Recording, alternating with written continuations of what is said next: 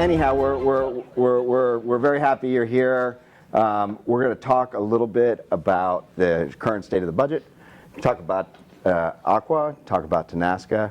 We're going to invite you to come up and ask questions. If you want to make a brief statement, feel free, but this is not the place to, this is not a public hearing, so if you have a 3-minute speech, please keep it for next week, okay? But if you want to say, hey, I support or don't support or I'm concerned about this, please feel free to do so and just keep it to, about 30 seconds and then ask your question so that we can answer the question. Yes, ma'am? Did you introduce yourself? I did. I'm Tony O'Brien. Okay. I'm the Fluvanna Board of Supervisors. And I'm Tim Hodge. I'm the Palmyra District Supervisor, which runs from the Monish Gate to the Riverside Gate and everything to the north. Right. And basically, if you live inside of Jefferson, up to Northwood, you're in the Riverside. You're in the Fluvanna District, excuse me. So you would be my constituent from that standpoint. I've been on the board 12 years. For those of you who don't know, this is my 13th year. Tim's now on his 6th year. Third year. Okay, so I can say that I've been on the other side. I got involved as a board of supervisor because at the time the school, the board was considering not opening the brand new high school, and so I've sat at the other side and been frustrated and felt like I wasn't being heard, and had my concerns. So I want to make sure that you all understand that we are listening and do care about what you have to say. And we are doing our best to come to our own individual decisions as to what is best for the county. So just keep that in mind when you are either happy or unhappy with us, that we are genuinely trying to do the best for what we believe is right for the community. So having said that, Tim, do you want to start with budget or do you want me to start with Aqua? Start with Aqua. That tends to be the hot one. Well, Aqua is, in my opinion, and I'll say this flat out, a predatory company. They have put out a 30% rate increase a year and a half ago. They put out another 30% rate increase just recently. That's 60% for a company that already had some of the highest rates in place. Ultimately, this is a real concern for the entire community, not just for the lake. My estimate, and I don't have this number, I told Tom that sometimes I make numbers up on the fly, but just reasonable expectation is somewhere between 60 to 65% of the tax revenues generated by the county from the property taxes come from the lake. So if you have $300, $400 water bills, you can assume that your property value is being devalued because of that. Because frankly speaking, you can go across the street where you don't have Aqua and have a bigger house and have more value for your house from that standpoint. So we have to find a way to stand up against Aqua. Now, as many of you know, American Water is buying Aqua. By all accounts, they have a different approach to things. I've met some of the folks and I've spoken to some of them, but we don't know and we won't see exactly what happens for a couple of years from that standpoint.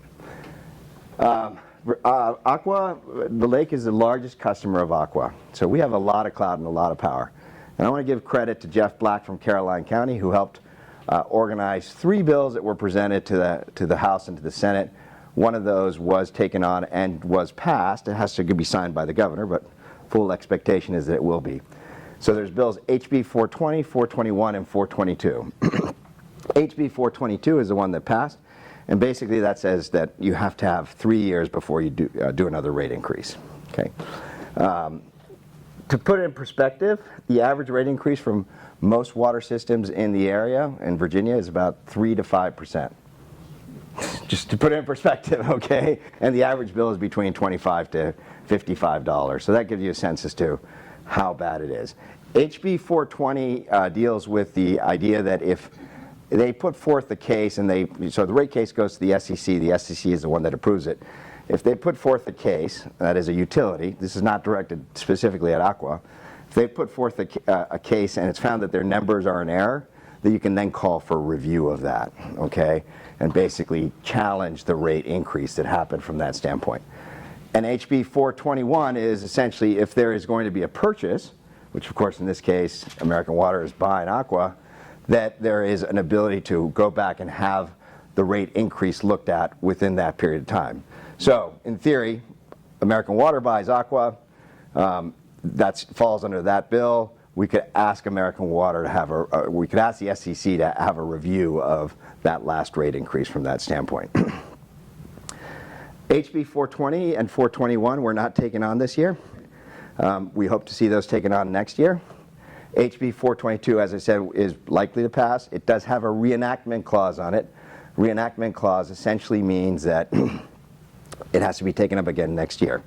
So yes, it's passed for this year, but we got to fight for it for next year. There's a good group on Facebook, Aqua customers. I encourage you to do that, but I also encourage you to reach out to Tom Garrett and Senator Luther Cyphers, and any other delegate or senator that you know in the county. And if you know the governor, great, speak to them as well too. Again, I think that we as a county need to understand that Aqua, which right now serves the majority of the county, is in a position where it can ultimately hurt us. And so part of my vision of how Fluvanna County can fight this is that we have to build our water system. We've done a lot to build our water system. As you know, we have water in Zion's Crossroads right now. That's coming from the jail. It's a limited quantity, but we have another substantial amount of water coming from the James River. That will come online in 2027 in Zion's Crossroads. We are then starting on our plans to bring in water from Bremo Bluff into the Fork Union area to help field those fields. Help supplement those wells that support the Fork Union area. Limited amount of water in older wells, so that's substantial, but that water that we'll be able to bring in is going to be funded primarily by the proffers that we received from Dominion, which was $50 million worth of proffers to address the fact that they wanted to move their coal ash ponds next door because they had to be lined. So we were able to work with Dominion to achieve that proffer, but that helps to build a water system over there. And in the conditions, special use conditions that are being presented to the board for approval, if the Tenaska plan comes through, Tenaska has offered to let us use their discharge water if we want to do that. So that would bring water potentially into the Palmyra area. So you're taking what used to be, when I first came on, a county that had really only 2 water systems, one in Fork Union, which was very small, and the other one, of course, belonging to Aqua, and now having an opportunity to have a county-wide water system that will serve the county over the next generations to come. These are enormous investments that are made. Just to put it in perspective, the James River Water Authority, our investment was over $20 million just for a 1.5 mile pipeline and for a treatment plant to do that, to get it started. Not a treatment plant, but an intake plant to draw the water in, just to give you some perspective. So, Louisa spent like $90 million. So the idea that we were able to use money from Dominion and potentially use water or discharge that comes from Tenaska, those are huge infrastructure opportunities for the county. So I'm going to stop in a second. We're going to take questions. Tim's going to speak. Part of what I'm trying to say is that we as a board don't have that much control over things in terms of the cost of the utilities. We can fight as a group of people to say, Aqua, please don't raise our rates, but we can also fight as a county to prevent Aqua from growing outside of the area and continuing to harm our county from that perspective. I'm sure they're not happy that I'm saying this, but frankly, I don't know what else to say when you've got $250, $300 rates. So that's one part. Do you want me to talk about grid reliability in the PJM first, or do you want to jump into the budget? Well, I was going to mention on that, the gaps between those lines is a couple miles on either side, and we could join the water systems up.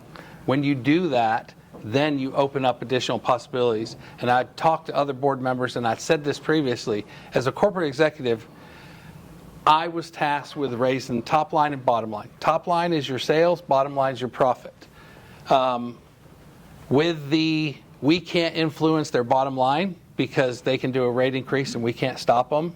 It's on the SEC whether they do it. But we can affect their top line. And their top line, if we don't let them add no new customers to their existing system, they don't have an increasing revenue source. So if we interconnect the water systems, we basically can box them out from expanding, and then maybe they'll take us seriously.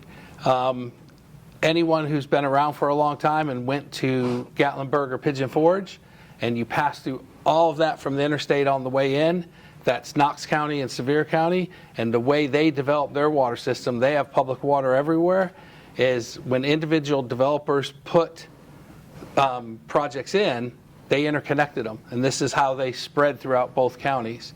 I have family that lives down there. I talk to utility workers. How did you do this? How did you get so much infrastructure in?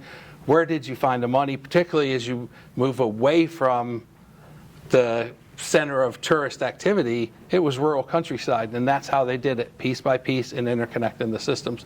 So that would be the way that we can do that here locally and put a cap on Aqua. So, And why is water so important for economic development? water's essential for economic development. Anytime you open a business, you have to have bathrooms.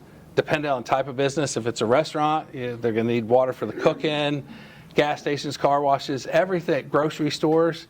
All these things require water and sewer, and there's no way we can grow our base without having those utilities. But as a fire person, you know, another And as a piece. fire person, so, you know, I think about it from that too. Fire suppression is hydrants. critical. Yeah. No, fire suppression. So you can't build a building that's over 10,000 square feet without some sort of fire sprinkler system in place. You can't do that unless you have pressurized water. In order to have pressurized water, you need to have a real water system in place. Why is Zion's Crossroads all built out in Louisa? Because 25 years ago they put a water tower in. We didn't. Okay, so if you want economic development, you need water throughout the county. You also need water if you want to have smart, sustainable growth, because most of our zoning laws are around public utilities. So if we wanted to have growth that isn't vertical and just spreading, horizontal and just spreading across with lots of land being taken over, but you want to concentrate that growth, then you need public utilities and waters for that, from that perspective. So that's what I was going to say. Yep. Okay. Was there any questions on water? Yes. Water is such a valuable commodity, and we are looking at ways to increase our ability to have more water. Why the hell would we let Tedesco use our water and give us their crappy discharge? I don't care what you do with it, but why would you even consider that? You know, first of all, water comes from the James River. Yes, they are going to use about 6 million to 8 million gallons of water. Why are you going to Ma'am, we're not gonna have a dialogue like that. Okay, I'll answer your question. Okay, but we're not gonna have a dialogue like that. Okay. No, I'm just not gonna interface with people in that manner. So, if you want to come up and speak and take over, you're welcome to. But otherwise, I'm just gonna continue to do this. Okay. So. Okay, so water does come from the James, 6 million gallons to 8 million gallons. The evaporative process that happens when the water is processed by the Tenaska power plant will result in probably 3/4 of that water being evaporated. Yes, they do discharge the water. If we brought water in from the James, we would still have to treat it. It doesn't change the fact that you've got to treat the water. It's still a substantial amount of water that we would have to bring in, at the expense of the county that we were going to do that. You know, do you like the fact that you have electricity? I assume so. Do you like the fact that you have heat in your homes? I assume so. Do you like the fact that you're able to turn on your computer and download TV from Netflix or look up information that you need in order to do your job? Do you work from home? Do you do all those things? I assume you do all of those things, right? Do you have an electric car that needs to be charged? Well, you get that from power plants, right? You know, that's the way it works. PJM, which is a regional network of utilities and is the auction house for the support of utilities, is what is used by power companies to buy additional power when they need to. A Dominion, a CVEC, they build their power systems to sort of a baseline. They don't build it for peak capacity. Companies like Tenaska build power to sell to companies like Dominion or companies like Google if they're putting in a data center or something along those lines. But basically they sell that energy back into the grid, and that energy is then bought at auction. It's a supply and demand thing. So if the amount of energy that is being produced is low, then when you need that energy, such as when we had this last cold snap, you buy it from a company like Tenaska. But if there's not enough producers out there, guess what? They charge more and more money for that. right? So there's a balance in the supply and demand between the full amount of electricity that's produced. The PJM serves about 11 states. It's considered now to be a near failure state. That is to say that they are predicting rolling brownouts and blackouts if they do not increase the capacity of the grid. Virginia is a net importer of energy. We don't produce all of the energy that we use. Now you can say, oh, a lot of that is because of data centers. Sure, it doesn't matter. We're still a net importer, right? So we've got to bring that energy from somewhere. And having peak capacity is good. Gentleman who's in the audience here brought up a really interesting point the other day. He said, you know, there's still coal-fired power plants in Virginia. And there's coal-fired power plants in West Virginia. In fact, if you listened to NPR today, you probably heard a report about how they want to bring more up in West Virginia for coal-fired power plants. Coal-fired power plants are far dirtier than a natural gas power plant. So if we're producing energy, bringing it in, and you're concerned about the pollution aspect of it, keep in mind that there's pollution being generated throughout the state, throughout the country, in order to do that. Is it better to have natural gas versus coal? Absolutely. Now, some of you will say, why are we not using alternative energies, such as solar? Well, to put it in perspective, to generate the same amount of energy that Tenaska is going to do, we'd have to have 7,000 acres of Fluvanna County under solar panels. Better than a data center. No, there's a lot of people in this room that would totally disagree with you, okay? They would totally disagree with the idea that we're going to have 7,000 acres under solar panels. And in fact, Fluvanna County has the most restrictive, I believe, ordinances with regard to solar. We effectively banned it. We effectively banned it in this county for industrial scale. Not about rooftops. Oh, and I have a great point for you on that, too. Well, there's a bill that is coming in front of Yeah. the Senate. Yeah, to make there is a it bill. much easier to do that. Yeah, And and- when your power bill is 200 plus, 300 plus a month, that's suddenly a very attractive alternative. I'm really glad you brought that up because in fact that is something I was reading about today, and in fact there's a special use condition, well actually it's a restrictive covenant clause that Tenaska agreed to. Now the Board of Supervisors has to agree to the other part of it, but yes, with plug-in solar, which is coming, that's a real opportunity. Doesn't do it. Some states are fighting plug-in solar, some aren't, but I believe in solar. I think rooftop solar is great. It doesn't solve grid energy demands at the level that need to be solved right now. If all of the Lake Monticello had rooftop solar, they would put more energy into the grid than they would take out. That solves our local problem. Well, We would you know have to what? cut the trees. Go ahead and spend the $20,000 and put it on there. I mean, I don't have the answer for you on that, but I do have this. I asked Tenaska to put aside $2 million in a fund to be matched by the county to help offset the cost of solar. They've agreed to that. Okay? Do you have that in writing? It's Yes. special use condition. I mean, it is in writing, yes. What is going to go along with that? Monstrosity. $2 billion. Again, we're going to take questions. I'm going to finish up and then we'll take the How questions. much are they spending to build this monstrosity? I $2 billion. believe it's $2 billion. almost $2 billion. $2 billion. Yeah. How many jobs does it create in Fluvanna County? Well, in the short run, it's probably several hundred jobs. In the long run, it's permanent jobs about 25 to 30. There's no guarantee of a single job. Calculated the cost per job? Have you calculated the cost per job? Divide 25 into 2 billion. What's the point? I mean, we're not paying we're not paying, sir, we're not paying that. I mean, we're not paying that. They're paying that, right? I mean, that's it's an electric power plant. They only need 25 employees to run it. I don't control that, all right? But we're not paying that. They're paying it. What they are paying, just so that you guys understand it, going back to it, is about $250 million in taxes over their lifetime of the plant. That's $250 million in taxes that we can use to reduce your property tax. I can't control. Well, It didn't happen already because the plant's not built. Well, wait, so how much is the existing Tenaska power plant paid in taxes? again, a lot of their value's been depreciated. Does it work on the depreciation scale? The county manager said 4% of the. Okay, we're gonna have a dialogue, but we're not gonna have a back and forth with everybody going like this, okay? That's just, it's not, because it's not gonna be productive, and we're not gonna be able to answer your questions, and not everybody will get it. We're asking you simple questions. And I- You should be able to Well, the quick answer is, what's the current play of all taxpayers in Fluvanna County? They're the number 3 taxpayer. No, what's the amount? I think it's about $4 million Yeah. right now, okay? Yep. It's about $4 million is what it is. By the way, $4 million, just so you guys know, would be 8 cents on your taxes right now. Real quick question back here.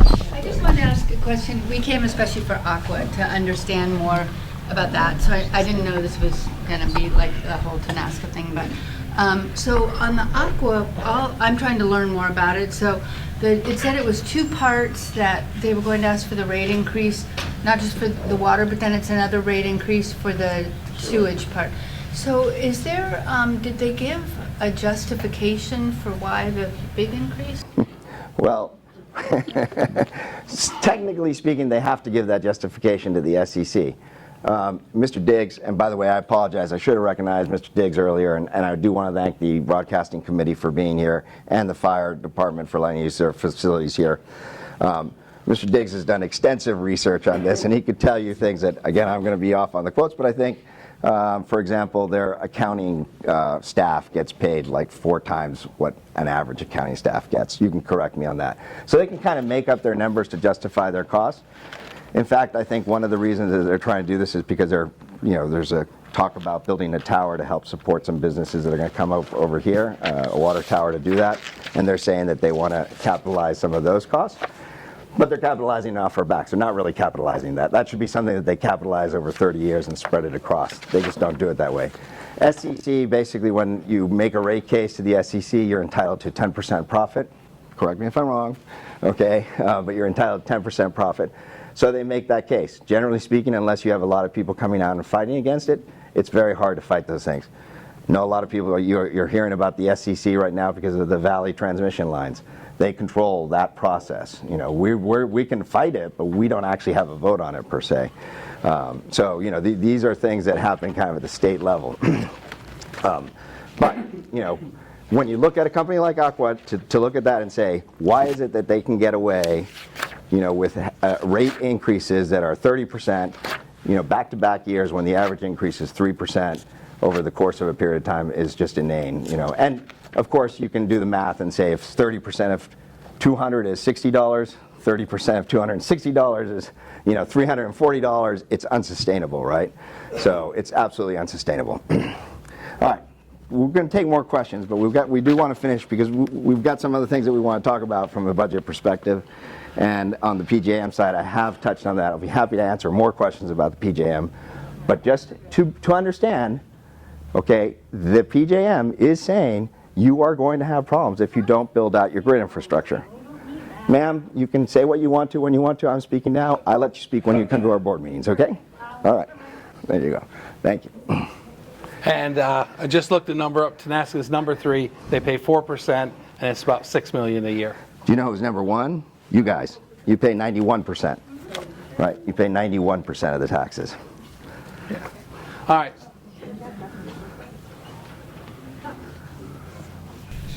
I wanted to say about the water and also about the taxes. So Don Raynard ran on just that percentage that you're talking about at the Lake Monticello, being overassessed with their property values, and the fact that not only they overassessed on their property values and pay the majority of the taxes that the county gets. Nobody wanted to talk about that. Nobody wanted to address those issues. And we have asked many times for the board to have complete audit of the assessed properties, and nobody wants to do that. But just go back to the water issues here at Lake Monticello. I grew up here in the county, and I grew up here before the lake was ever built. So we lived at the lake actually for 12 years, and the water was always expensive. But the real problem here is that's always been a problem. But the focus of Lake Monticello water issues has been, exponentially made worse by all of the developments being approved. None of the infrastructure for water was ever updated to address the needs of all of these additional houses on the outside of the lake being added, the businesses, Food Lion, all that added to the Lake Monticello water. And, you know, we hear this all the time. You want Fluvanna to be rural. But the Board of Supervisors continue to approve housing. And it continues to be put on Aqua. And it's always. Okay, so we're going to limit to 30 seconds, okay? So you've made your statement. We're just going to limit. That's fine, okay? I'm just saying, there's a lot of other people here, and if you want to have your town hall meeting, you can, okay? But we're going to limit to 30 seconds. We just want to have this dialogue because this is. So here's the thing. This is what I'm saying, all right? Aqua, yes. Growth, there's people that say, okay, we don't grow at all. Where do your kids live? What's the cost of housing, right? It's not your problem because you already own a house, right? But maybe some young person who wants to live here can't afford to buy a house because there's enough inventory to do that, right? Well, there's no jobs for them, so I don't. There's plenty of jobs. We have like 3% unemployment right now. And by the way, regionally, Fluvanna had the lowest growth rate for housing, just so that you understand that. Most of the housing that we've seen happen in the last 10 years right now was approved beforehand. And the lake, which was approved 40 years ago, was approved for the amount of people that we have right now. You know, yes, it was rezoned a little bit to allow for R4, but it was approved for that. So, and Aqua was owned, by the way, the water system was owned by the lake. And the water system was owned by the lake. Bring that up because it was a private asset that sold in 1998. So I fail to see how the water problems are anybody else's problem other than LMOA, who sold the asset for $8 million to go do updates and things on the dam and pay back the PPP loan. So the equivalent of that today is what? 2-to-1 time value of money. So you're talking roughly $16 million LMOA sold their soul for. But it's for sale. So why hasn't LMOA gotten together and maybe contacted American Water and said, hey, we'd like to buy our asset? I think they're being bought for $1 billion, so I don't know that the LMOA would come up with that. But to your point, LMOA sold their soul for any $1. to your point, right? To your point, it was an asset of the lake. It wasn't purchased by the lake. The county didn't buy it. And now everybody wants to complain about No, well, it's not. And my point is only this. I understand that a lot of us think it's a lake issue, but what I'm saying is it's not a lake issue because the tax revenues that are generated largely come from the lake. So if we're not competitive, that means, just let me finish the thought here, that means that property values go down. When property values go down, if we want to maintain the services, the core services that we have, we typically have to raise the taxes to do that, which means your tax rate comes up. You ask where her kids live. I don't live in Lake Monticello. You know why I don't live in Lake Monticello? Because I don't want to pay an exorbitant water bill. But it only becomes, it's not a Lake Monticello issue if and when you connect from the James River. But then you have to have a regional water authority like they do in Louisa or Rappahannock. Yeah. Then it's a county issue. Yeah. Right now, this is solely a Lake Monticello issue. And I don't want to sound crass, but LMOA sold their soul. I understand what you're saying, but I still think that there's a nexus ultimately for the county because, like it or not, and the Reynards are right about certain points here. I'll give them that. You know, the most expensive piece of property valued in the county. Take a guess. Like Monticello. yeah. Per acre. Yeah, that's all. Waterfront is at about $125,000 per quarter acre. That's $600,000. Yeah. You can buy supposedly assessed land down at Zion's Crossroads for $100,000.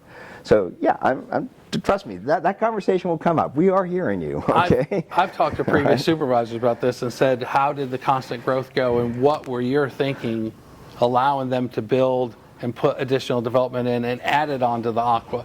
And the thought process is the developers are putting the pipes in the ground, so that's new infrastructure. They're not putting rusty pipes in.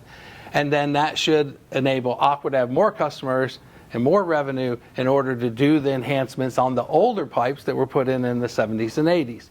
However, we know that's not what's happening. They're taking more profit. So this is why the discussions are going on. If there's a way to limit their number of customers, then they'll take note.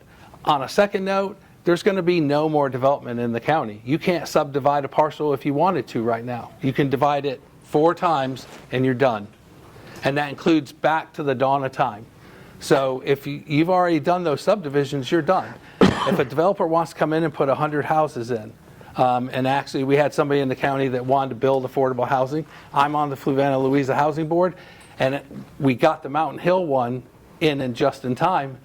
We can't subdivide the land to put affordable housing in, so we're boxed in, and that needs to be addressed also.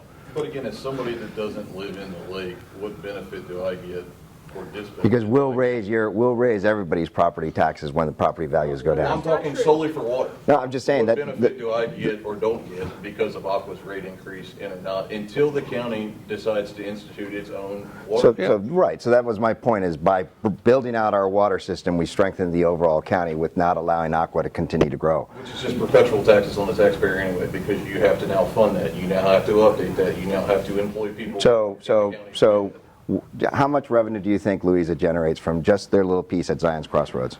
I'm not sure. $7 million, okay? So That's just that little piece. And that's right, it's not. But the point is, if you don't have water, you don't get that, right? Don't disagree with you. I'm Okay, just so, saying it's a water issue.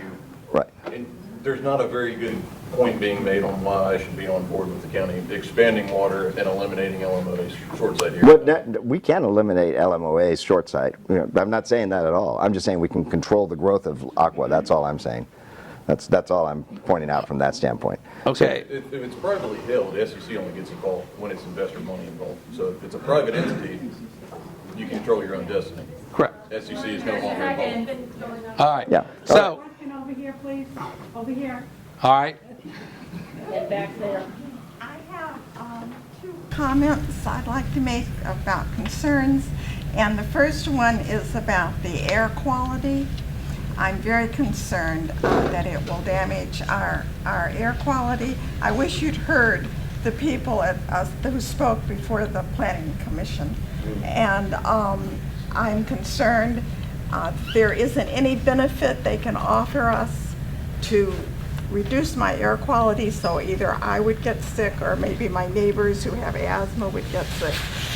So a lot of it has been made about the Dominici study, Harvard study. Okay, this Harvard study that you're referring to, which has to do with the environment, it's a Dominici study.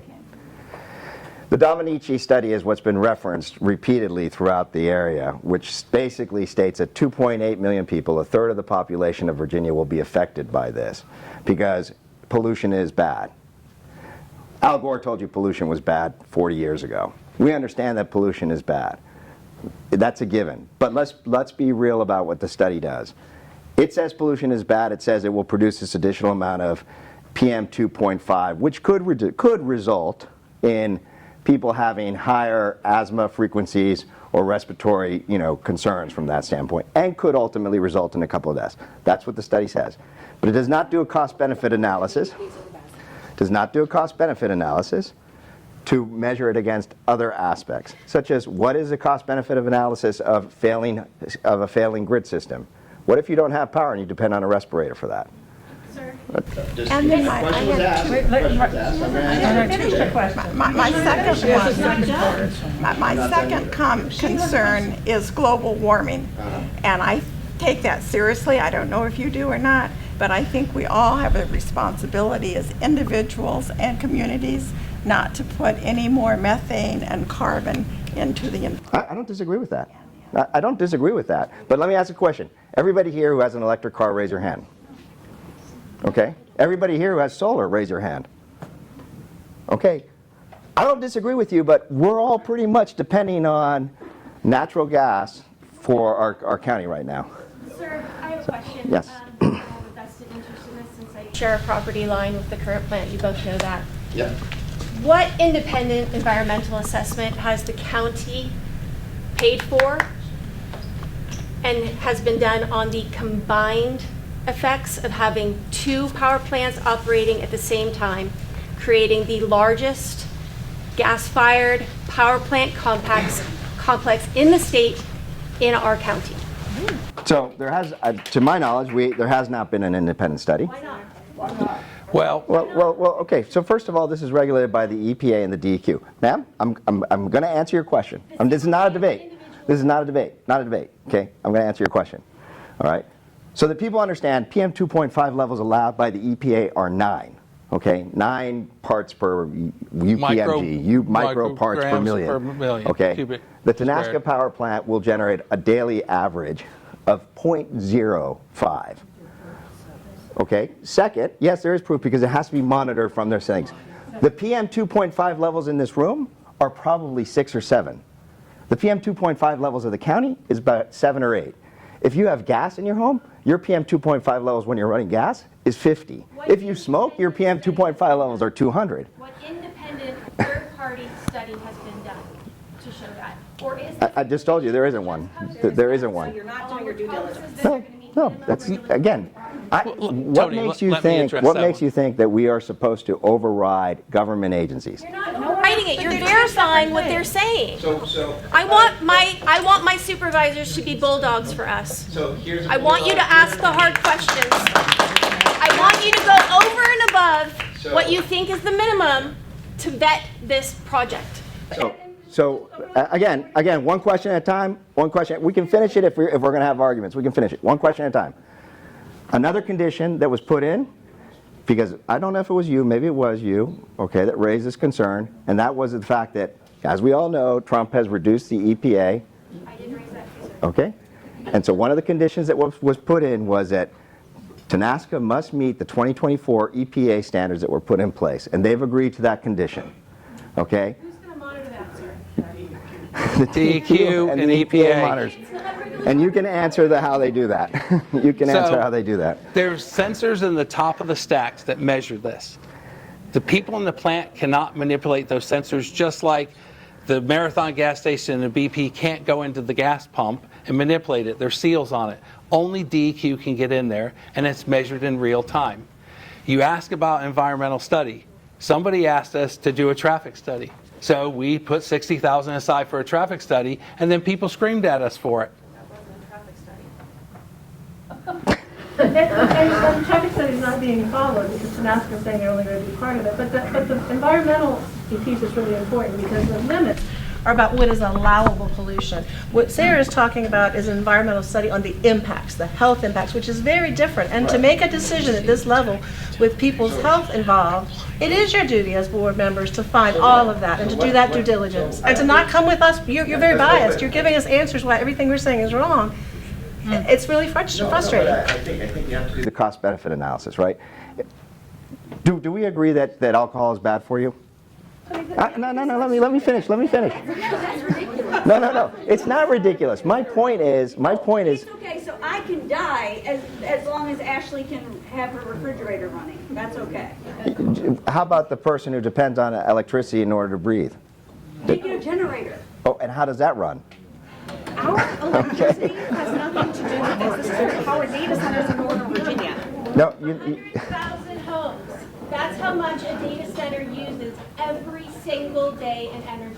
This is okay. not about powering the full grid. This is about powering the proliferation of data centers, that all the economic benefit is going to other counties and other parts of the state, and all of the negative impact is being felt here in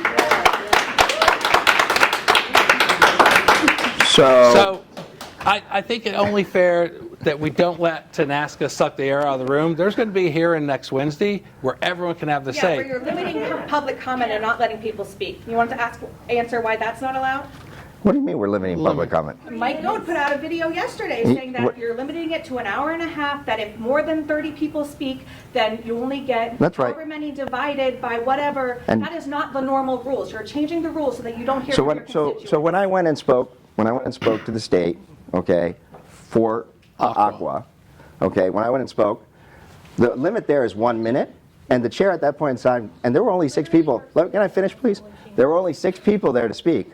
The chair said, "I'm only going to take 30 seconds, And you're allowed to do 30 that, but seconds of you're comments." cowardly avoiding your constituents. I'm not avoiding it. We're going to be there till 3 or 4 in the morning. Great, I'll be there too. Yeah. Now my question is, why do you think Tenaska will treat us better than they will have treated the people in their Westmoreland, Pennsylvania plant, where that's been out of regulation for 3 years? Why are we better than them? Why are they going to treat us better? They've been running under a temporary. I'm aware of that. They operate a lot of other plants. And they had a DEQ hearing just the same night. But I'm aware of that, and they've also operated a lot of other plants. They have a year to decide. That puts it to 5 years, whether or not they're going to give them that permit. And you are relying on DEQ here to do your job? But the Virginia Department of Environmental Quality has nothing to do with the plant in Pennsylvania. That's right. I'm asking why you think Tenaska will treat us better than them. Because Because they're the monitored power, by the DEQ. power we do have is if they're not meeting the conditions, We can pull the shut them special down. use. Okay, And they've that's the just power that we do wasted have. $2 billion. okay? Pennsylvania don't want to do that? You know, I don't know how I how don't their know what conditions are their- in. Like breathing I dry don't air know. and poisoning their children? Again, If they have a special use permit, then I would say their elected officials aren't doing what they're supposed to do. And how can we trust you to do what you're supposed to do? Well, how can we trust Tenasca? so Because they have to, Doing what they're supposed to do. That's the point. so, wait a minute. Let me ask you guys a question. Should we do independent studies for every car that you drive to make sure that it's meeting the EPA standards? No. I'm just saying. Corporate responsibility, not an individual responsibility. Look, if you don't trust the government to do what it's trying to do, okay? All right. Well, wait a minute. You know, I'm just telling you. Okay, I'm just telling you. Who are you going to trust, right? Who are you going to trust? Who are you going to trust? I mean, who in here is a chemist who has been studying environmental pollution for decades? Anybody? People Okay. who did the Harvard study, which you don't like. I didn't say I didn't like it. What I said is the Harvard study doesn't do a cost-benefit analysis. That's what I said. So you don't like it. I have No. a question. Okay. Public records show that you own a property that is in an LLC registered to you that is eligible for Tenasca's Good Neighbor Fund payments. Even though those payments haven't been dispersed yet, so you haven't received that, the Virginia Conflict of Interest Act focuses on potential benefits, not just ones that are received. Your board's bylaws also require you, as a member with a conflict of interest, to state that in discussion and remove yourself from participation.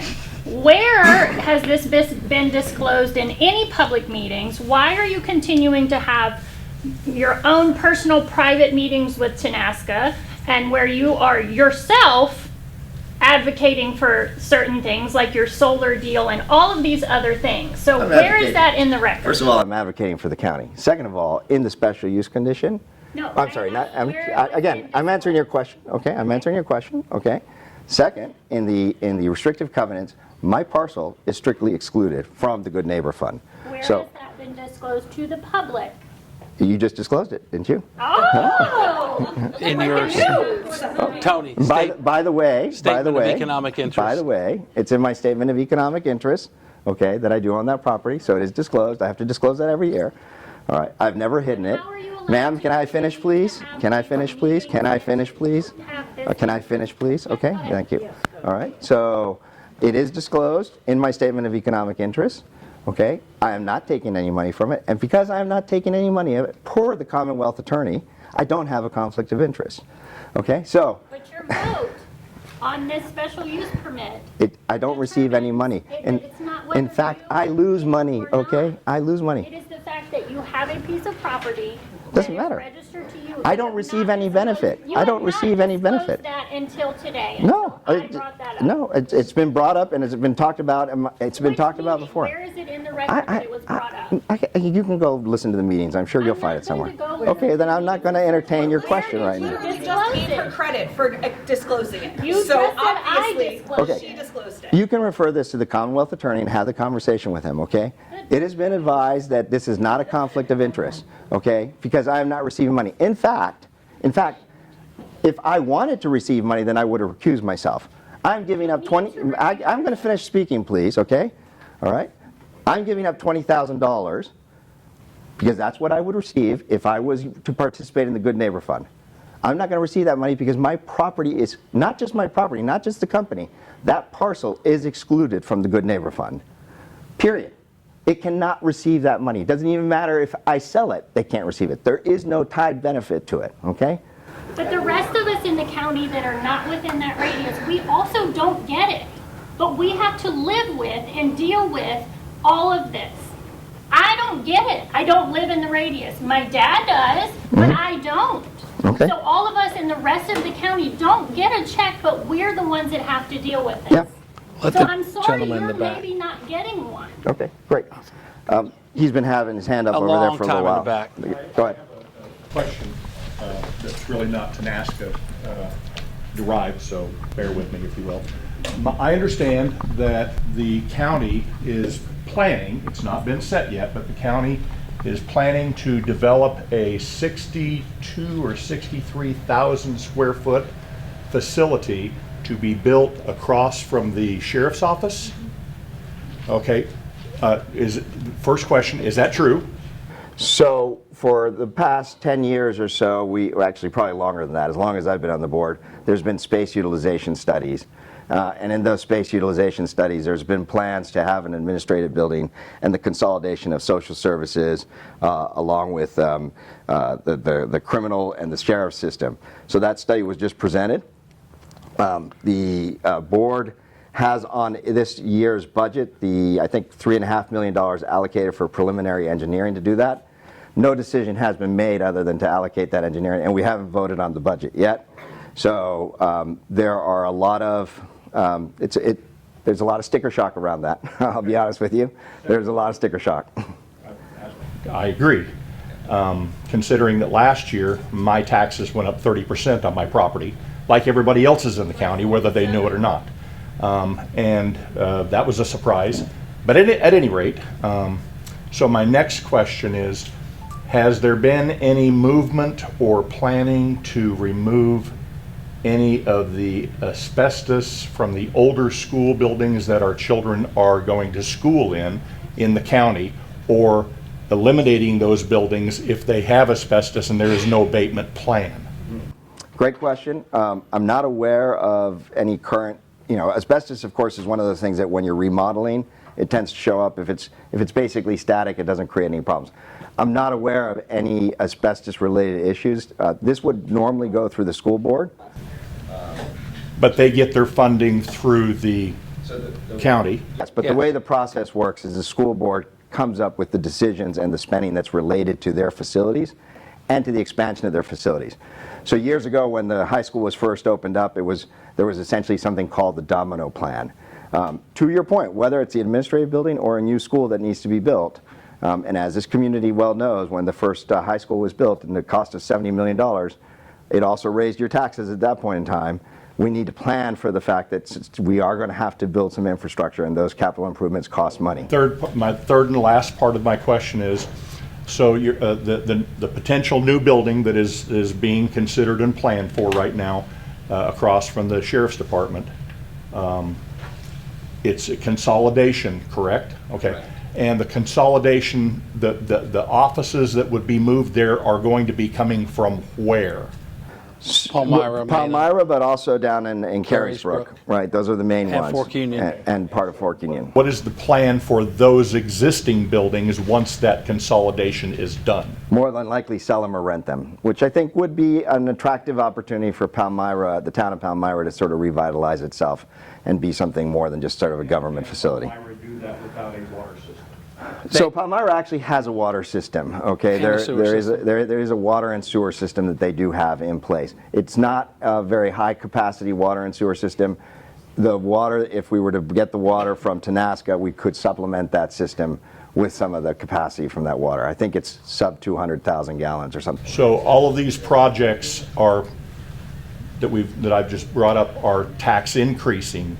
I mean, I say this all the time. It's like, if you're not planning on paying for these things by saving money, then it's going to be a tax increase. The problem is that if we save the money, then people say, why are you holding on to my money, right? So it's a catch-22.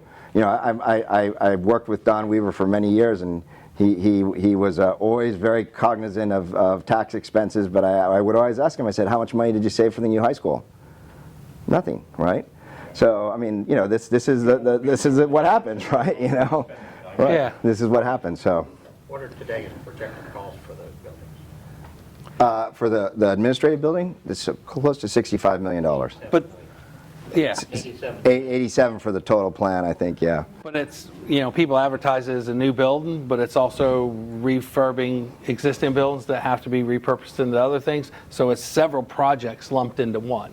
The way it is, but there's no existing tax money for that project. No, there's not. No, there isn't, no. And to put it in perspective, when we started talking about this a couple of years back, like 7 or 8 years ago, it was initially forecasted at about $25 million. Yeah. So, costs just continue to go up. Our training building is an example that costs from what we project, that will be closer to 160 million instead of.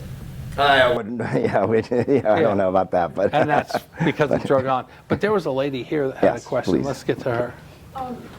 Well, this is going back to Tenasca. That's okay. But one of the things that I've gotten from all of the meetings I've gone to about Tenasca is everybody saying, oh, you're gonna not have electricity, you're not gonna have heat, you're not gonna have air conditioning, you won't be able to use your computers. I'm a long-time Dominion Power or Energy employee, retired now, thankfully, but I still own a lot of stock in that company, and I get quarterly reports. And according to what Dominion is telling us, the stockholders, they've got the state covered for electrical power for the next 50 to 100 years, and planned for. And the electricity that these other companies like Tenasca, there's a few other ones. There's there's a company that has some mini nukes and around in different places. They're not selling. That power isn't being used in Virginia. It's being, the language isn't right, but pumped out. It's sold on the grid. And Dominion is selling. They don't always have enough. Sometimes they're buying, but they're selling excess power on the grid too. And to use that as an argument for bringing this plant in is just really, that's just not true. It's again, I would encourage people to do their research on the PJM grid, okay? I mean, again, I'm not an expert on energy. You've done it? I have. Okay. Okay, I have. I've spent plenty of time researching the PJM grid. When the Planning Commission was making their decision to pass the SUP, the chairman of the Planning Commission said that finally, after all these months, he had sat down and spent all these hours, and he wrote out this 4-page handwritten report of the research that he had done at that point, like back in February, which should have been done in July. And that was part of what made him decide to vote against passing the SUP.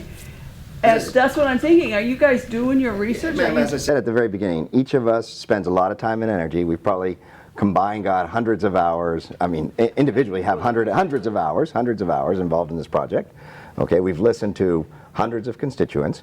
Okay, we come to the conclusion that we believe is right in our hearts. Okay, I'm not receiving money. No, nobody got donations or anything like that. Okay, I mean, I'm not getting any money for this. I'm doing what I believe is right for the county, and what I believe is right for the county in its long term. Okay, and I'm one vote. He's one vote. The board will make its decision, and we call that the will of the board. And the will of the board may be no. Will the board may be yes. I don't have the answer to that, okay? And in addition to the points, You elect the board members. It's a representative democracy, and those board members then go in and do what they feel is right in terms of what they look at in terms of the length of the county, in terms of the history and the needs of the county. It was just brought up. How are we going to pay for schools? I don't know. Every year, and this was presented just yesterday in the board meeting, every year I ask staff to present what the the inflation adjusted rate would be for your tax rate right now. Want to guess what it would be? Anybody? 25%. $3. $3. That's $3. We're looking at a 77-cent tax rate right now. Okay, that's versus $3. But that's because of tax assessments. It's 8 times 9, 9 times 8. Doesn't matter, right? It's still the math, right? I'm just saying, inflation adjusted, if you look at it, we'd be at $3. Now, I'm pretty sure if we came out and said, we want to raise your taxes by $3 so we can build schools, so we can build the administration buildings, so we can do all these things, there'd be a lot of other people out here talking about it, right? Your budget. And if you threw the adjusted inflation rate in on that, it'd be nowhere close to what we're actually spending. So, Don't understand that. okay, the inflation on average is 3% a year over a period of 20 years. I guarantee you our budget, if you go back and look at that from 2006 or 2016 forward, is way higher than 3% a year. I don't know if it's way higher. Here's what I'm going to say is that 85% of the costs of the budget go towards salaries. Okay, pretty much across the board for both schools and for the public employees. So that's, pretty much you got to lock that in. Health insurance is an enormous cost as well, too. So you can pretty much start. In fact, this morning I had a meeting with Dr. Gretz, who's the school superintendent, and we talked about forecasting for these types of things, because when the budget's presented to us, we get presented with the budget pre the school's budget, which isn't really fair, right? So, fortunately this year the schools had a very nominal ask of about $610,000. In past years we've had $1.8 to $2 million being asked. We don't always deliver on the ask, right? Aside from that, we have, of course, debt service, and then of course you have capital improvement programs, and then you have other various costs that are surrounding, operations. Yeah, safety, security, operations from that standpoint. So on average, the county's growth, if you really look at it and say 85% is salaries, and to your point, 3% is kind of the inflation adjusted. And whether you philosophically agree that employees are entitled to an annual raise or not, we have to compete against surrounding counties. So one of the things that I talk about a lot is the fact that we have to look at ourselves in relationship to the surrounding counties. If our tax rate is way out of line, if our property values are way out of line, if our core services are poor and not competitive, people will go to other places, okay? It's not a great place to live. The 30% of the people paying 70% of the taxes. If we can't get that equal and fair across the board, there's where, we're losing millions of dollars because nobody wants to make that adjustment. Nobody wants to admit, which you just admitted a few minutes ago, that there is a problem with the lake paying 91% of the taxes.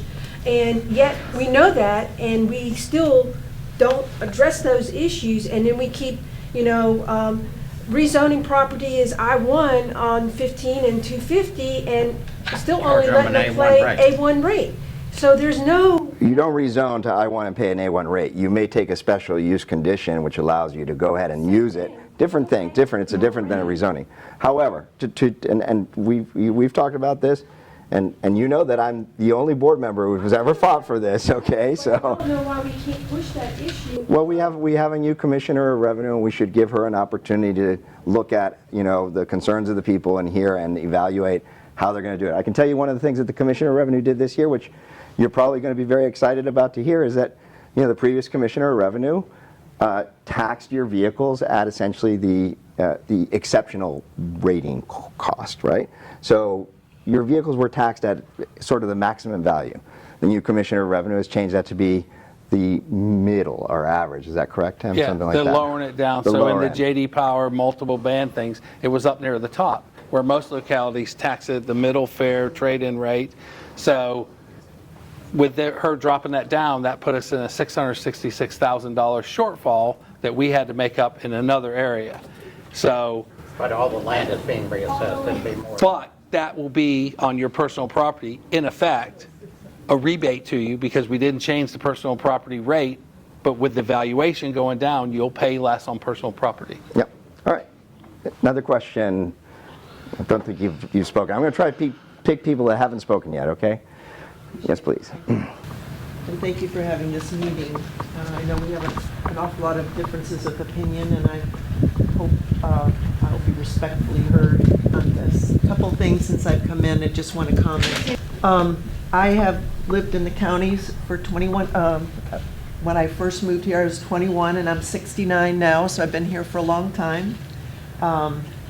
Just wanted to let people know that when Tenaska was being built, and they were running the water pipes to the James River, they offered also to extend the pipes, since they were doing the work, to Zion's Crossroads, and that was turned down. So the county did have an opportunity to have water to Zion's Crossroads and build up accordingly. So that was an unfortunate situation that the county chose all those years ago. Also wanted to mention, just to correct, the PJM market is 13 states and the District of Columbia. 13 states, okay, thank you. And it is a grid system. I've read online where some people are saying, well, let Fluvanna have the benefit of the electricity from Tenaska and the rest can go out. The grid doesn't work like that. Does not work that way. It goes into lump sum and is auctioned, and it's a very complicated system. So I think that's done pretty well. I think it tells that if residents are paying 91% of the taxes in the county, we better get some more businesses in here to help pay for our taxes. And I don't know the specific numbers, but if Tenaska wasn't here, we would be paying a lot more in taxes if they weren't generating as much money as they do. That's uncalled for, and if you do that again, I'm going to ask you to leave, okay? She asked that people be respectful. She's entitled to her opinion. Okay. I also just want to mention that Tenaska is very, very conscientious about the water that they put back into the James River. There are multiple steps of cleaning the water. Any sludge that comes out of the huge water tanks has to be shipped away. It is not put back into the river. There are different testing of air quality and water capacity. I don't think it's just widely known what Tenaska has to go through. And they have been very. Do you have a question?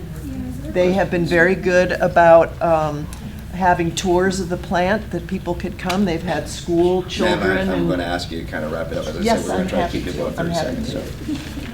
If we're worried about air quality of the pipes, I think people need to understand that that's steam that's coming out of the stacks. Tenaska is closed for 75 days for an outage, so for 75 days there will be none of the steam even coming out of the stacks. And lastly, I'll just say, all of us need to be careful health-wise, because our homes are a petri dish of health problems. From, if we live in older homes, lead-based paint, and there's radon, and there's mold in our. I'm going to ask you. Yes, I am.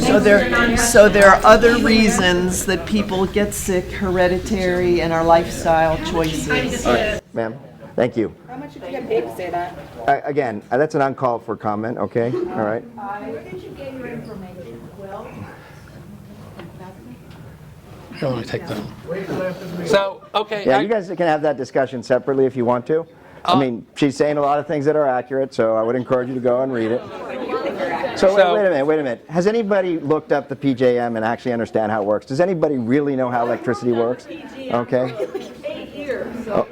Okay, so you understand that electricity just doesn't live in Fluvanna, right? You understand that you understand. Yeah, okay. You understand that you use electricity from other places, right? Scrubbers for the smokestacks that only disperse steam. That is not true. There wouldn't be a federal Mostly. regulation on the height if there weren't other things in those smokestacks coming out. The bulk of the pollution. To raise the height, to disperse it wider, if there wasn't anything else in the steam. no, we know. Sure. Apparently, you guys know everything. We know nothing, so that's okay. Yeah. Thank you. Otherwise, there wouldn't be a requirement. Yes. Okay. Thank you, sir. Let me try and help with this electricity problem. I'm an electrical engineer. I'm old. I've been an electrical engineer for a long time.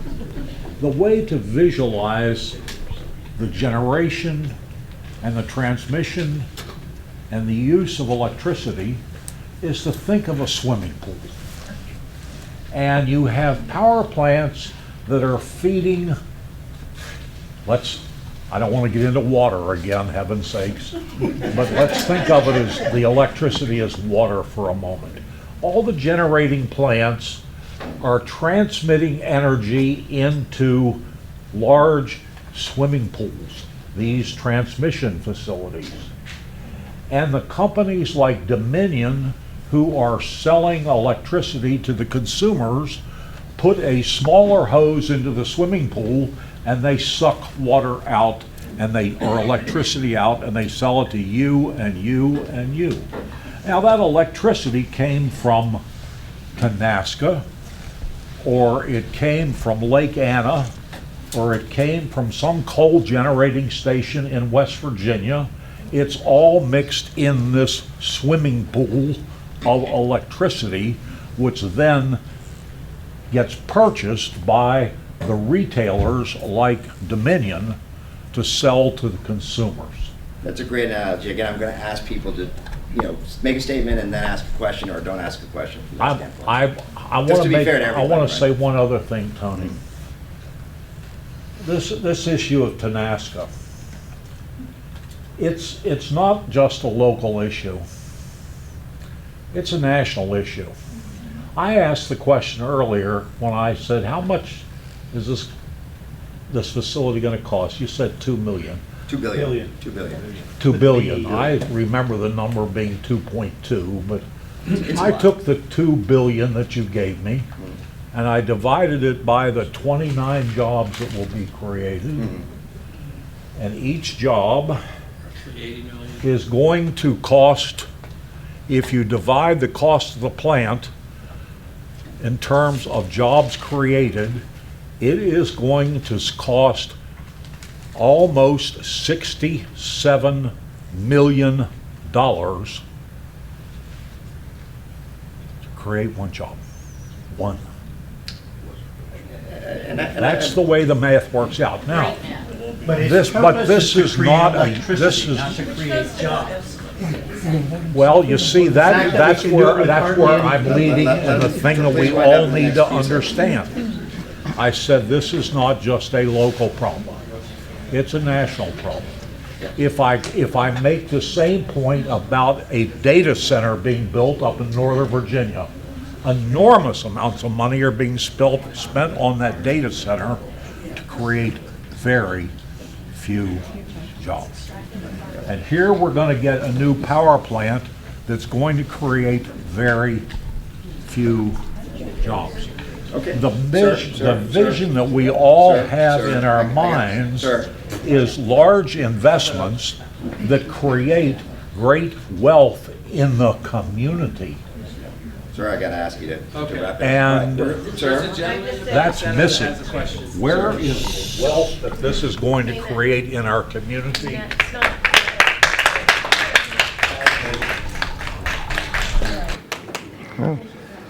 Okay, Sharon, go ahead. I know you've been raising your hand. Then we'll get to you. I know you've been there very patient as well, too. You talked about trust and wanting us to trust you, and I think that that's an important point to keep in mind. You also mentioned that the disclosure was made tonight. I'm wondering where the disclosure is going to be made to public and how do we know about that parcel. But to the bigger point of us trusting you is when we speak to you tonight, you're not hearing it. You're showing that you've had a bias all along, and that's really hard for us as citizens to look to our government that we can trust. I wonder, are you concerned about doing anything to repair public trust? Does that even matter to you at this point? Because it feels like it doesn't. And how do we, so I guess the questions specifically are, is there going to be a public disclosure, because this isn't a public forum, about the property and about the exception, so that we know, because Mr. Sheridan, every time there's budget season, he has to read his statement, that he has a disclosure. There were multiple conversations, so it's really hard for us to find this out now, knowing that you were in lots of conversations, really pushing for this Good Neighbor Fund, and yes, it's... No, absolutely, you're wrong there. I never pushed for the Good Neighbor Fund. The Good Neighbor Fund was offered as a response to Mr. Fairchild's concerns with regard to noise. Not once did I ever advocate for the Good Neighbor Fund. Okay. If I am, I apologize, but my recollection from the January meeting was that you were trying to find a way to keep it on the table. To keep it on the table. But I don't want to argue about What I'm advocating for, just so you know, okay, so right now, just so that people understand, whether you believe me or not, just so people understand, the projected tax revenues, which are based on SEC values of the Tenaska power plant, are $250 million for the county. That's 14, let me finish please. That's $14 million a year for the first 10 or 15 years, I forget the number, and then $8 million a year after that. 15 million, okay, 15, whatever the and numbers, it's a okay. Now that's drop just in the tax revenue. That's not, job creation. That's not the opportunities that we have for businesses coming to the area. That's not even talking about the water.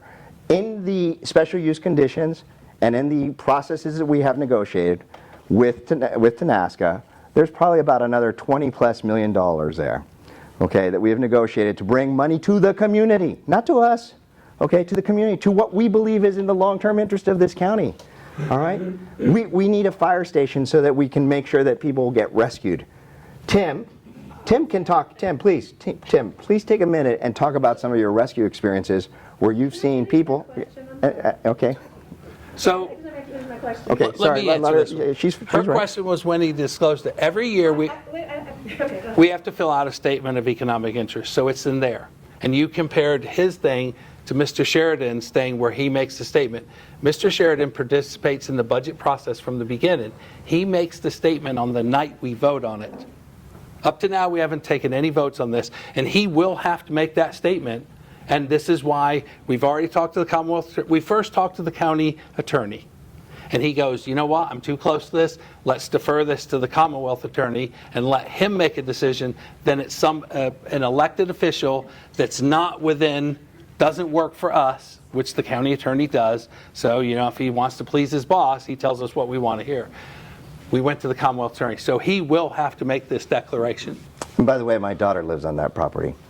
So just saying, I'm not as concerned about the pollution that is being purported as some other folks are. Okay, and my daughter is an environmental planner.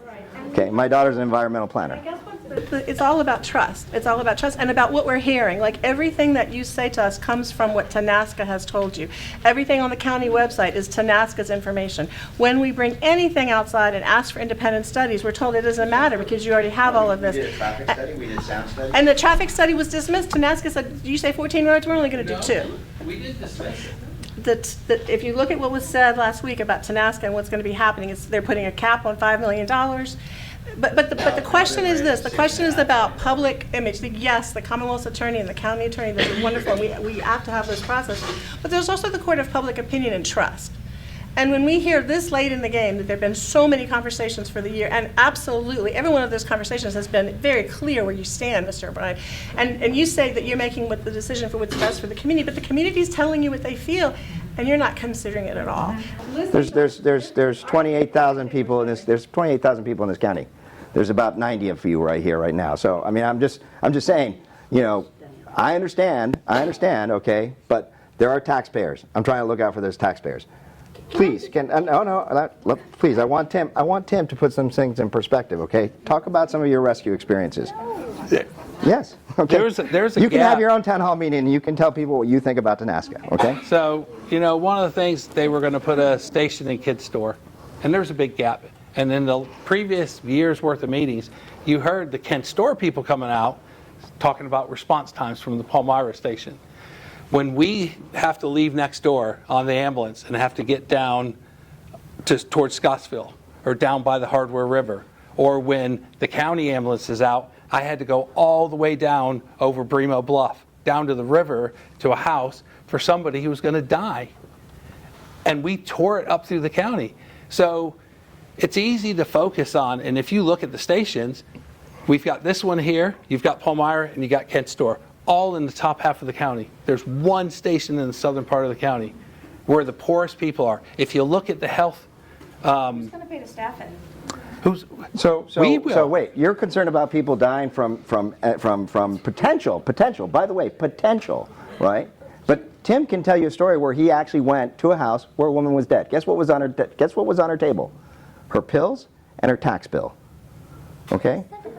And oh, by the way, and the house was cold because there was no electricity in the house. And the pill bottle hadn't been filled for 2 years. Okay. That all seems like a really bad problem, and I hope that she should have gotten the help that she needed, but that has nothing to do. It has everything to do with trying to meet the needs of the entire community. About giving my daughter asthma and the personal story It that has I told, everything. because I'm concerned about my children, and you think that this is just fine, that poisoning our children is okay and polluting the air and I don't think it's fine. I don't think it's fine. I'm saying this is the modern society we live in. But I think the question We was live in a how modern personally society. are you gonna come to Okay? staff it? I think that was what her question was. I don't know why you attacked her about a dead woman. Because right? The question was who's going to staff the firehouse? The volunteers that are... You have a shortage So- of staff. You need turnout Great. gear. You need all of those Great, things great for that question. firehouse, Great. And that requires Right. money. So great question. So let's make sure we answer that question so that people understand. Okay?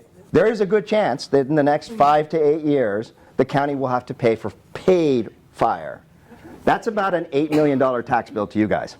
Or more. Or more. There's a good chance that if we don't provide mutual aid, i.e. we don't respond in time and the other people that provide mutual aid to us decide we're tired of providing mutual aid to us, that we'll have to accelerate that process. So there's a lot of problems that go beyond, just trying to figure out whether, the roundabout is the right choice or whether the fire station is the right choice. Tracy, we have to meet the demands of people. We have to do that, okay? But Right? what I am tired of hearing is you using this entire meeting to fearmonger us, and you sat in the Lefty Lunch Ladies meeting and said that women order on Amazon, and we are like essentially the problem. People that have gas. Wait a minute, wait a minute, wait a minute, wait a minute, wait a minute, wait a minute.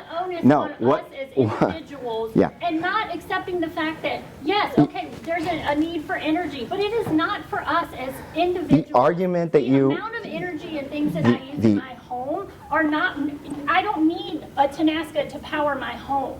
So stop putting it on us and trying to tell us, well, this tax and this, that, and we need to do this, and we don't have water. You're putting everything on us to try to justify your opinion to make it seem like this is the right thing, and we need to do that and get in line and follow you, and we're not. First of all, I never said it was women doing it, okay? Oh, you absolutely You did, said it and was it's on you. film, and I'll show it to And you your tonight. wife. I think what I said was my wife shops from Amazon, okay? I didn't say women in general. And I said she orders materials and then returns those. I said, think about the environmental impact of ordering from Amazon, where you have planes flying in materials, and then you have people putting boxes and creating the boxes, truck driving it to your house, and then you decide, hey, that's not the color shoes that I wanted, I wanted to return it. I said, think about that environmental impact, okay? My point is only this. We live in a modern society, and that modern society demands electricity. I'm all for different forms of electricity, okay? I was the one person who not voted for the restrictive solar aspects in this county, okay?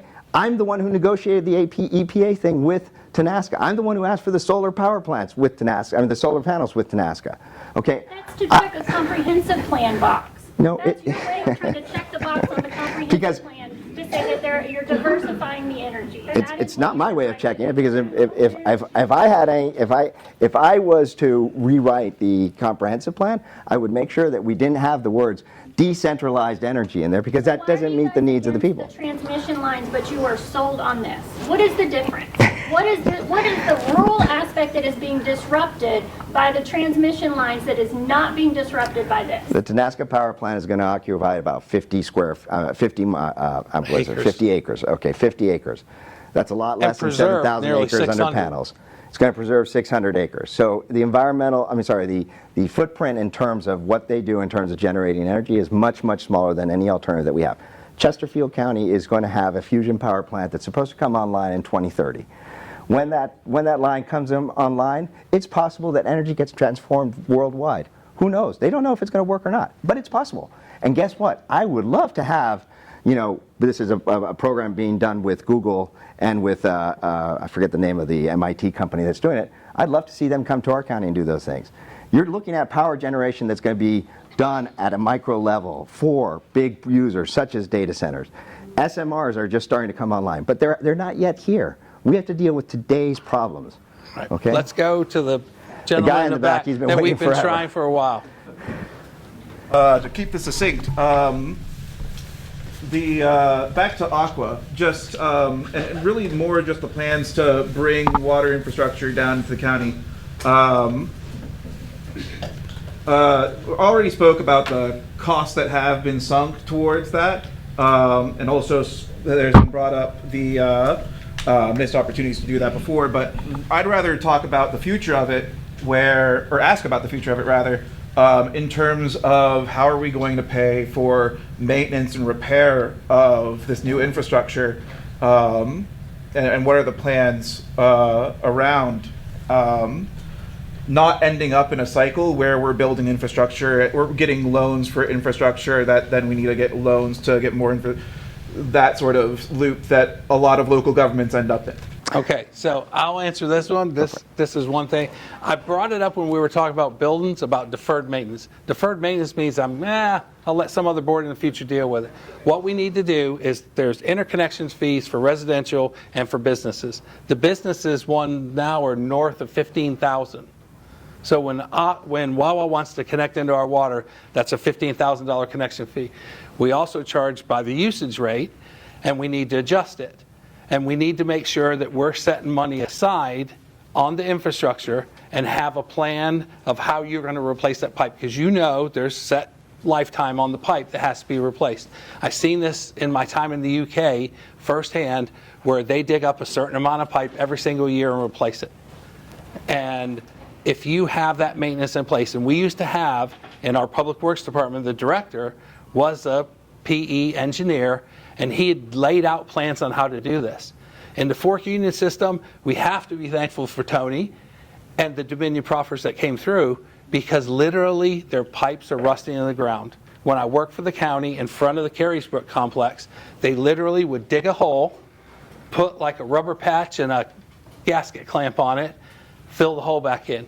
A month later, they're out there because the ground's mushy again, they dig it up, and it's 6 inches or a foot over, and they do the same thing again. And it's just putting a Band-Aid on the problem. This is why you have to set the money aside. When we discussed the FUSD rate increase, Mr. Goad was against it. He didn't want to hurt the people down there. But the problem comes, because that's a closed system and they have to break even, if we don't raise the money or don't have a method to replace the pipes, the old cast iron steel pipes that are in the ground, when they break, you got to do something. Recently, last summer, they had a break. It drained their tanks, and there was a point we didn't think we were going to have enough water for them on their system, let alone do any fire suppression. So last week, and they had to send his kids home from school. Yeah. So there has to be investments made. We get to take part of the Zion Crossroads water system. We're going to have that feed into their system. I've discussed this with Mr. O'Brien. I've discussed it with the other supervisors. There's a 4 or 5 mile gap between the Palmyra water system and the Carysbrook complex. And putting pipe in the ground to interconnect systems is about $1 million a mile. I've talked to our water guys. I've talked to the Albemarle Water Authority. And if you interconnect those, and then another, the water system that's going to come down near the Troy post office, we're not paying anything for that. That interconnection coming down is being paid by the Amazon warehouse as part of their thing. So we get the benefit of the infrastructure. Then to join that to the Palmyra one, then from north to south, we've got an interconnection. And that's where you grow out from that. And importantly also is the fact that these water systems are allowing businesses to come into the area. So the Amazon, whatever we're supposed to not say it is, but the Amazon Center there, okay, is because we have water there. Wawa is because we have water there.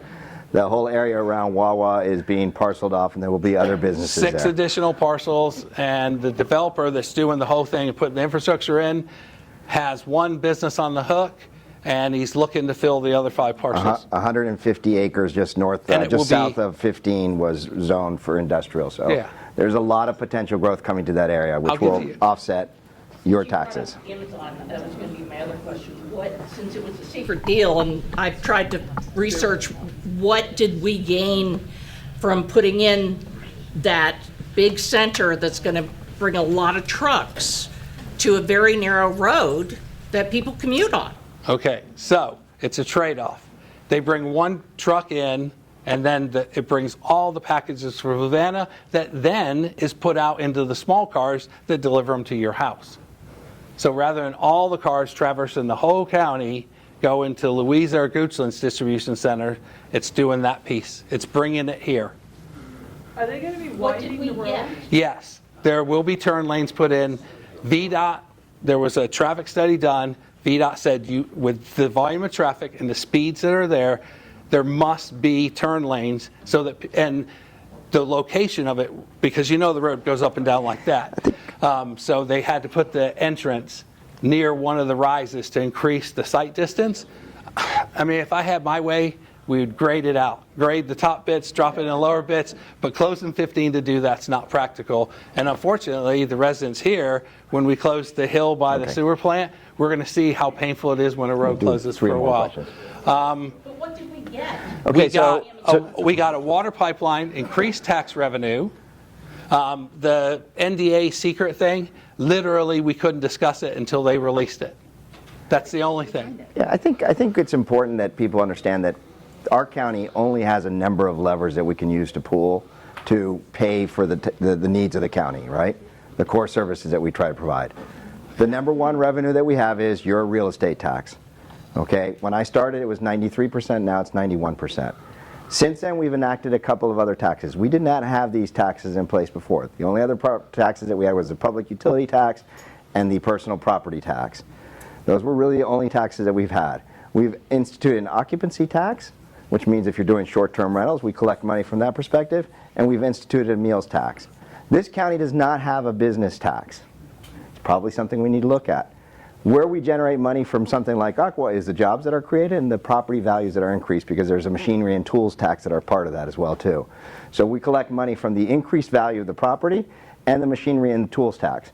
You know, there's not going to be hundreds of jobs necessarily at that distribution center, but here's the thing. I bet if I asked you guys, do you think we need more businesses in Fluvanna to offset the tax revenue, you would all say yes, right? I mean, it's kind of an obvious question. Yes, we need that, right? But we have to show that we are willing to work and create the infrastructure to attract those businesses. If we don't do that, we'll never get that. That's the reason why Louisa County is so successful in what they do. They invest in their future. We haven't. We're trying to do that now. All right, let me get this gentleman here who's not We're going to take three more questions. Three more questions. So y'all still aren't able to really talk about the Amazon facility yet, or you can now? Yes. Okay, so it is an Amazon facility is one.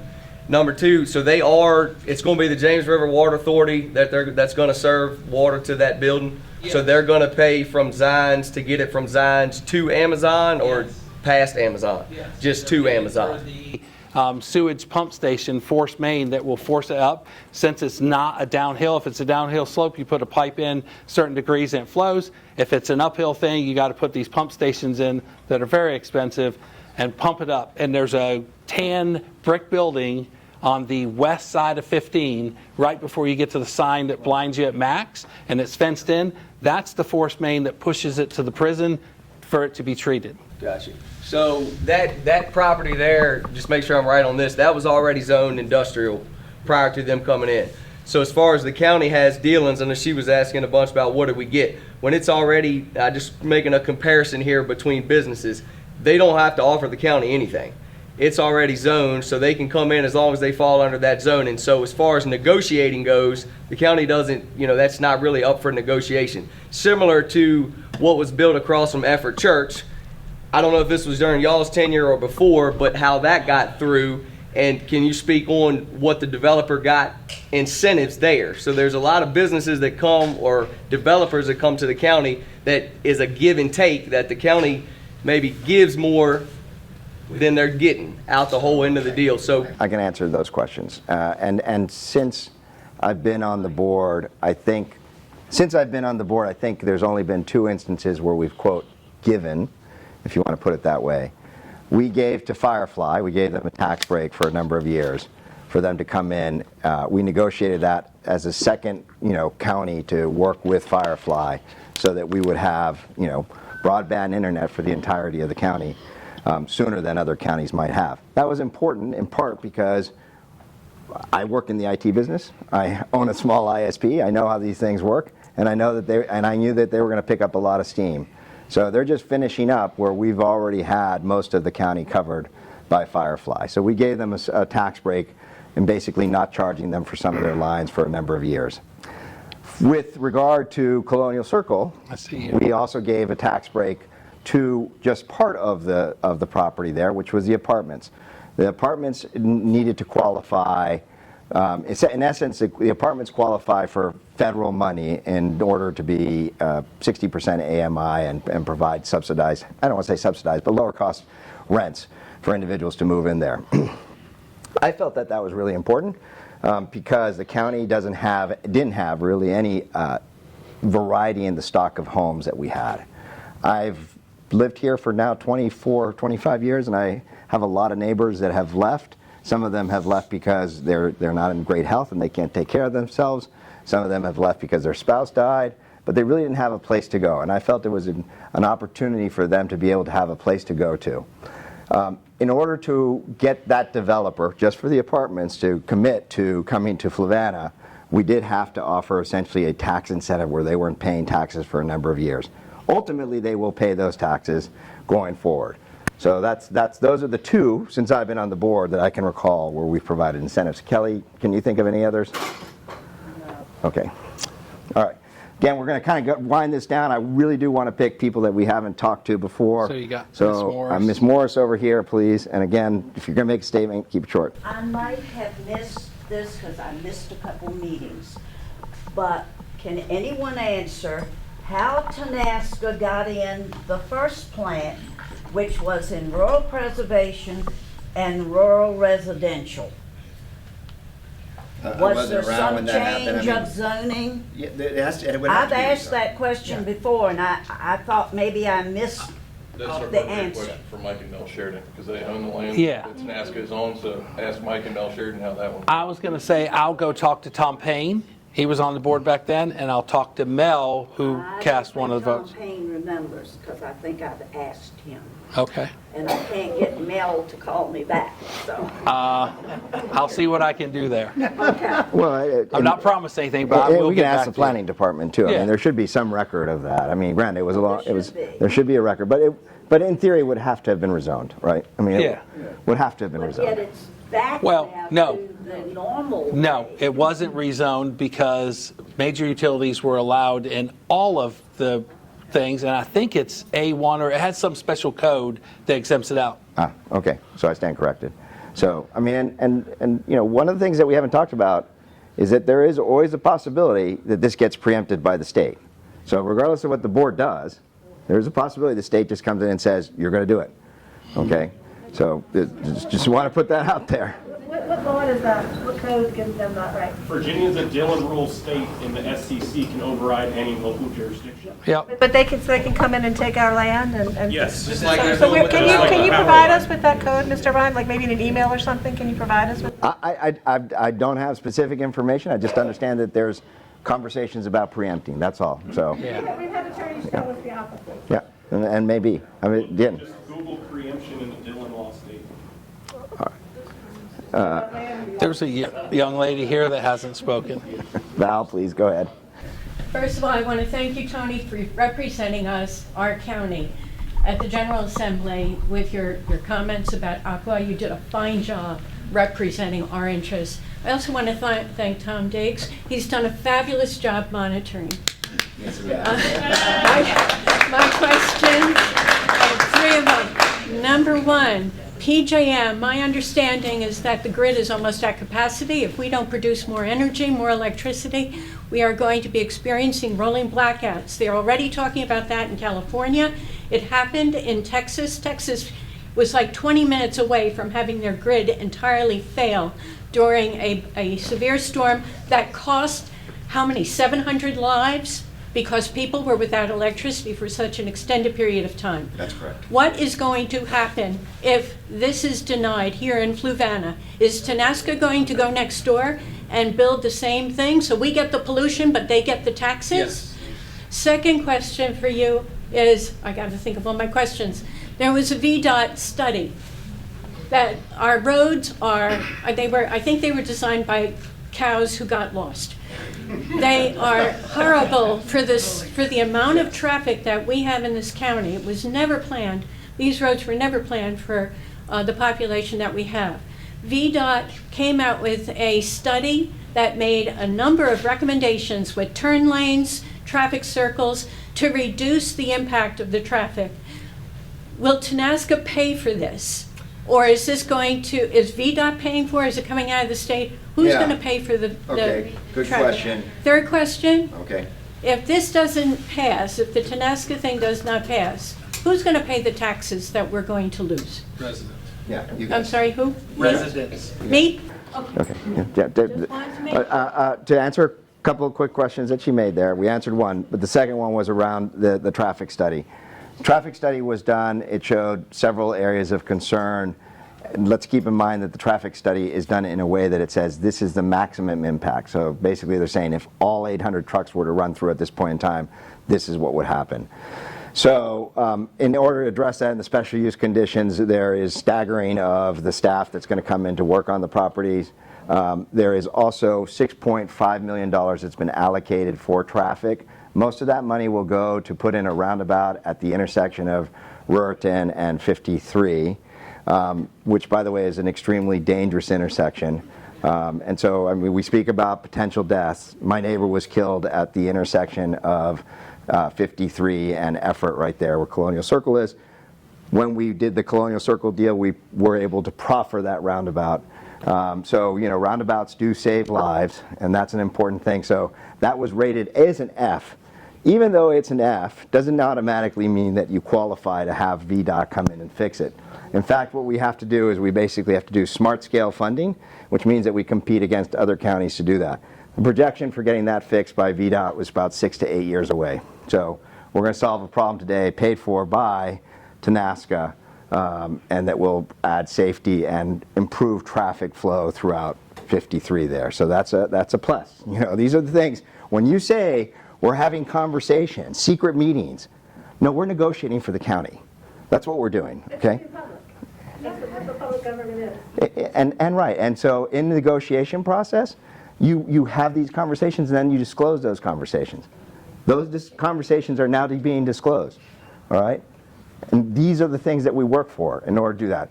This particular, just so people understand, this particular application has over 50 special use conditions and I believe 4 restrictive covenants to it, okay? Our average is like 8 to 12, just to put it in perspective. There is a lot of work that went in to try to make this a very good deal for the county if it passes, okay? One question. It's a clarity question, just for taxes. What is the number one taxpayer that you receive taxes, that the county receives taxes for? What is that?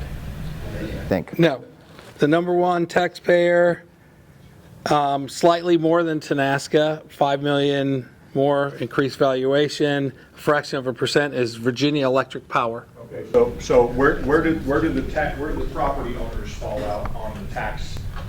Are they 80%, 90%, 10%? Not 91% of the revenues that we raise. Now, money comes in from the Fed and comes in from the states, right? So this year, our budget seems way out of line because we're including the proffer money from Dominion for capital improvement. So we have like a $160 million budget, something crazy. So 91% of the taxes are paid or are shouldered by the property owner. Correct. Yes. So with the 91%, the other 9%'s businesses, and I'll read off the top 2, 4, 6, 8, 10 people who pay 8.67. So it's Virginia Electric Power, Tenaska, CVAC, Transcontinental Gas Pipeline, CSX Transportation, which is the train line, Colonial Pipeline, which is the fuel pipeline that runs up the eastern part of the county, Columbia Gas of Virginia, Aqua, Central Telephone Company of Virginia, and East Coast Transport. What's the combined total of those numbers? The combined total is 8.67%, which means all the other businesses, every restaurant, Food Lion, small business owners pay a fraction of a percent. So saying I'm going to put a grocery store or an ice cream shop, it just is not going to make a difference. The Wawa will make a difference because there's sales taxation on that we get 1% back. We passed that a couple of years ago. And we also passed a cigarette tax too.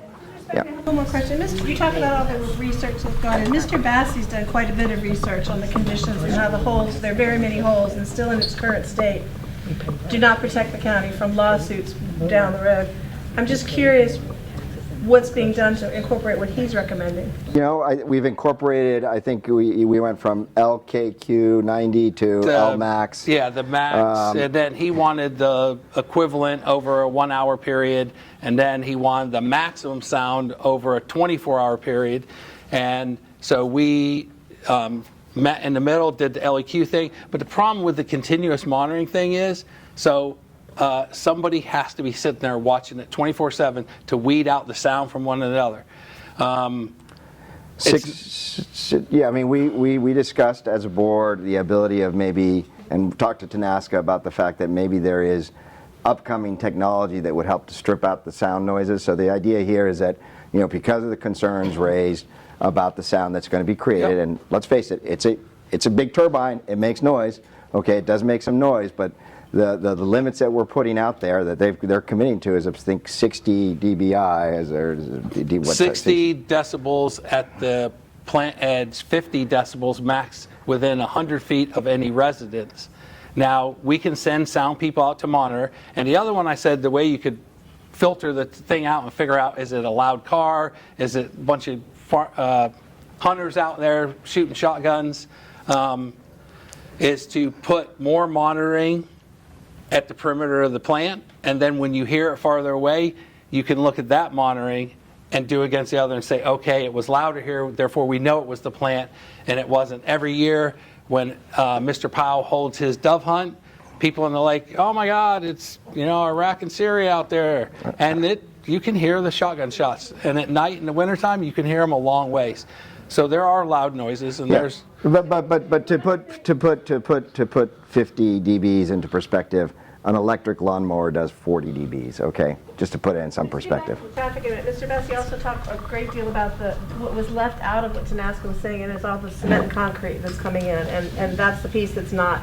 Have you guys done things to strengthen the SUP around that? Because that really is specific to the roads, and I don't think it was that people were angry that you spent $60,000 on a traffic study. It was that you didn't get the developer to spend that money. It wasn't that he didn't. But it was after. It's again. It's just the process. No, that was always part of it. There was never really any question about that. But if you listen, let me do this one. I sat next to Mr. Goad and me had both discussed we need to get the traffic study in so we know the results before we have to make a decision. In order to do that, we had to commission it ourselves. We knew we were talking to Tanaska about this, and we were trying to get it as something that they would pay. But if we would have waited for that back and forth to go through, it wouldn't have been commissioned in time to have the information. So it wasn't always the case that they were going to pay. What you just In my opinion, they were always going to pay. They were going to pay, but yeah, I'm entitled to my opinion. I am. Just like you are. Yeah. Unfortunately, it's not binding, Tony. Yeah. But had we waited to complete the process, step through the dance, it might not have gotten back in time. Who was the time frame on though? No, Was it on us or Tanaska? Tanaska didn't have to do it until the permit was approved. By the county paying for it, they reimbursed it to get it done earlier. I'm just saying that the time frame. We've never been in the driver's seat. Tanaska's driven this, and it's our land, it's our county. We should have taken the driver's seat, and I think that's. Run for office. That's all I can tell you, man. We'll vote for you. I mean, this is so disrespectful. It's so disrespectful. Okay, but We get elected to solve problems. This is not a let's have a general vote. This is not the way this is being done right now. Okay? Yeah. Matter if citizens were considered. I'm telling you, your comments were being considered, okay? I'm telling you, I gave you concrete examples of ways that we consider what the input was from the people in the community. We do care about what you say. You may not get everything you want. I understand that. I may not solve your needs in terms of what you think is the potential impact of the pollution, and you don't want to hear what I have to say to counter that. I understand that. That's okay. You're entitled to your opinion. You're entitled to your research. I'm entitled to do the same thing. Let me finish, okay? Let me finish, okay? All right. So, that's part of the process. But I'm not trying to be smart or anything like that. I'm just telling you that we, as Board of Supervisors, spend a lot of time and energy. Ms. Smith made the argument that she knows exactly where I've stood from the very beginning. Well, she works with Mr. Fairchild. We all know where he stood from the very beginning. The fact that maybe, okay, the fact that maybe I had a position doesn't mean that I'm not prone to changing my position. I have walked in, and I'm not saying I'm usually prone to that, but I have been in board meetings where I have seen Board of Supervisors change their mind in the last minute. So, maybe my vote is negated by Mr. Fairchild's. Maybe Mr. Hodges is negated by Mr. Goads. I don't know the answer to that. I just say, at the end of the day, please understand that all of us have spent a lot of time and energy listening to you, talking to our staff, talking to the applicant, trying to solve the problems that we see for the community, and how we can do that for the benefit of the community in the long run. That's what we're doing, okay? All right, one more question, that's it. I'm going to go, I think, behind you guys because you've already spoken. I can't remember if you've spoken or not. Yes. Okay, so the three of you pick who's going to go. I want to know why the county isn't more protective of trees and why Amazon wasn't required to leave a thick border of trees along 15, both for the view. Okay, so the question is why do we not have sort of an overall tree ordinance type of thing? Answer is Yes, there are buffer zones that have to be put in place. Generally speaking, when you're constructing, they take those things down and then they put the buffer zones back in place. So there is, in that whole process, a buffer zone for trees to be planted back in. But in the construction process, you're going to see that being taken down. So now, is that a true tree ordinance? No. Okay, there could be better better ways to approach a tree ordinance for sure. But that's not what we have. Like, for example, with Colonial Circle, there could have been a better job insisting that there be trees there. That's a good example. And the other one you have to remember, when a developer comes to a landowner and says, hey, I want to do something here, and I know I have permitting things I have to take care of, the landowner already knows. And he knows if he has trees on the property, he can clear those trees and make money off it and then still sell the land to the developer. So quite often, the landowner will clear the trees in anticipation of the sale, and it's a done deal. In the best case scenario, the person that wants to develop it buys it, and then as part of the planning process, we say, well, actually, you got to leave the hardwoods in there, and we want to see you add the other stuff. And we did that with the solar ordinance, so that if solar stuff goes in, we even specified the caliper of the tree, the types, the rows, the spacing. We went through an extensive process, and me and Mr. O'Brien did not agree on a lot of issues, but there was 2 planning commissioners and 2 board of supervisors in there, and it went back to them, to the Planning Commission and the Board of Supervisors, to be adopted. And so we put something in good there, but I've said all along, I talk to Ms. Morris all the time, if we can protect the trees that are there and site things out of sight, there's ways you can do this and still keep the rural nature. So it's about good stewardship and thinking ahead. Always thinking several moves ahead. I want to thank everybody for being here. I want to apologize if I was a little testy.